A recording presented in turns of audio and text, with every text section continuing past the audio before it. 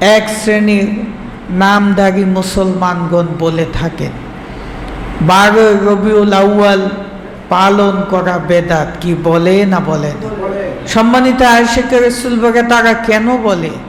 নিজেদের অজ্ঞতার কারণে, বিধর্মীদের চক্রান্তের কারণে আজকে রাহমাতাল লিল আলামিনের শুভ জন্মদিনকে অনেকেই বেদাত বলে থাকে। সম্মানিত আশিক রাসূল ভাইরা, অথচ কোরআন এবং হাদিস তালাশ করলে দেখা যায়, ইতিহাস তালাশ করলে দেখা যায় রাসূলের শুভ জন্মদিন রাহমাতাল লিল আলামিনের যুগেই সাহাবায়ে কেরামগণ মহা ধুমধামের সাথে এই দিনটাকে পালন করতেন। রাহমাতাল লিল আলামিনের যুগের ঘটনা, 1 তারিখে আবু আমের আনসারী রাদিয়াল্লাহু তাআলা আনহু 12 রবিউল আউয়াল তার পরিবারের সদস্যদেরকে নিয়ে ভালো খাবারের ব্যবস্থা করে এই দিনটা উদযাপন উপলক্ষে পরিবার পরিজন আত্মীয় স্বজনদেরকে দাওয়াত করে বাড়িতে পালন করছিলেন।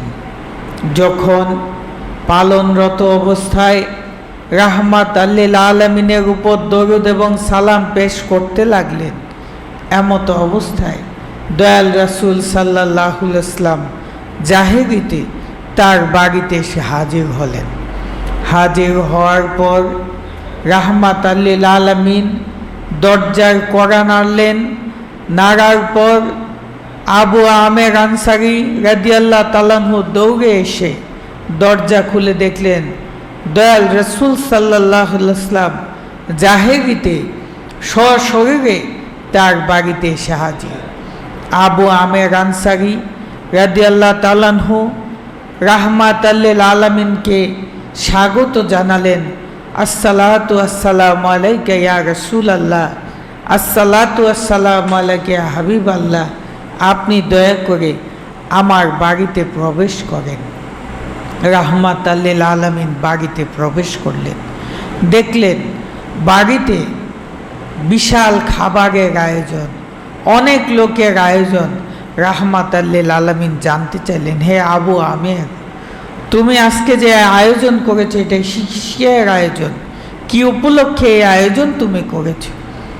আবু আমের আনসারী রাদিয়াল্লাহু তাআলা আনহু বললেন, ইয়া রাসূলুল্লাহ, ইয়া হাবিবাল্লাহ, আজকে আপনার শুভ জন্মদিন, এই উপলক্ষে আমি এই বিশেষ খাবারের আয়োজন করেছি, আপনার উপর দরুদ এবং সালামের আয়োজন করেছি।